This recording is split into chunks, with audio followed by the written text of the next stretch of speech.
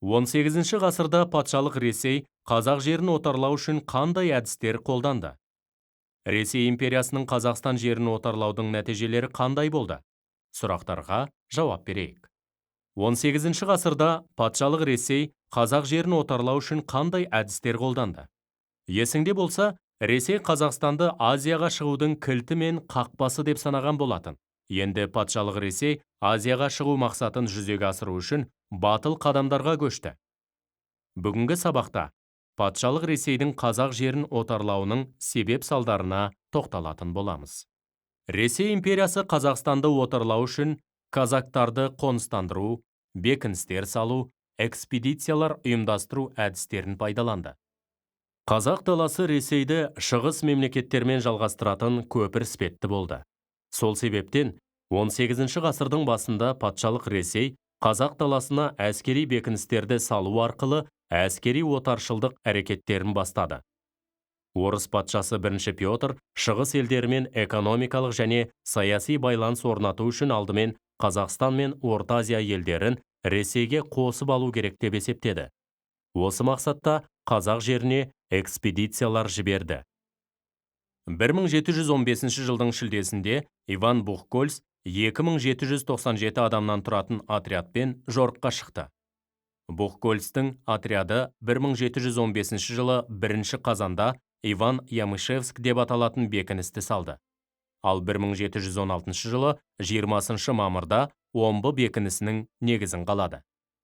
1717 жылдың жазында Северскийдің отряды Железинск, Чередовтың отряды Колбасинск бекінісін салды. Сондай-ақ Чередов отряды 1718 жылы Семипалатинск бекінісін тұрғызды. Лихарев 1720 жылы Өскемен бекінісін салды. 18 ғасырдың 50 жылдарында ұзындығы 930 шақырым Ертіс шебін Семей, Омбы, Железинск, Петропавл, Өскемен, Ямышев салу аяқталды. 18 ғасырдың ортасында патша үкіметі Еділ бойы, Орал, Сібір мен Қазақстан өңірінде әскери бекіністердің ескі шептерін жақсартуға және жаңа шептер салуға кірісті. Осы кезде оң жағалауда жайық казактарының күшімен 14 қамал Переволодск, Чернорегенск, Татишев, Нижнеозерная, Рассыпное, Елек қалашығы, Жайық, Сахарная, Калмыкова, Көш Жайық, Кулагина, Тополев, Бақсай, Гурьев салынды. Сөйтіп, қазақ даласын әскери бекіністер шебімен біртіндеп қамту патша үкіметінің отарлауына үлкен мүмкіндік ашты. Әскери бекіністер шебінің бойында орыс, қалмақ, башқұрт халқы тез көбейді. Казак станицалары мен шаруа аудандары пайда болды. Ресей империясының Қазақстан жерін отарлаудың нәтижелері қандай болды? Патша үкіметі жергілікті халықтың ең шұрайлы жерлері мен жайылымдарын казактарға алып берді. Осындай басқыншылық әрекет арқылы оларды бір-біріне дұшпан етіп қойды. Орынбор губерниясының губернаторы Неплюев қазақ жерін отарлау саясатын пәрменді түрде жүргізді. 1742 жылы 19 қазанда оның қазақтарға Жайық өзені маңында көшіп қонуға тыйым салу туралы жарлығы шықты. Онда мынадай ескертулер жазылған. Жарлықта көрсетілгендей, барлық қырғыз қайсақ хандарына, сұлтандарына, старшындар мен халқына жар салам. Бұдан бұлай осы жарлықты алғаннан кейін Қамал маңына және Жайық өзенінің арғы бетіне көшіп қонуға тыйым салынады.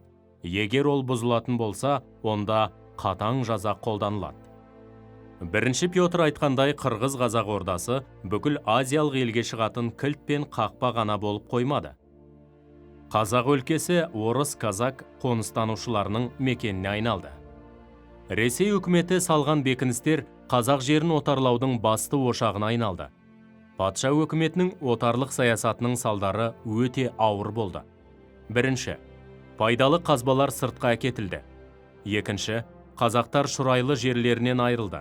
3. Жайылымды шұрайлы жерлер тарылды. 4.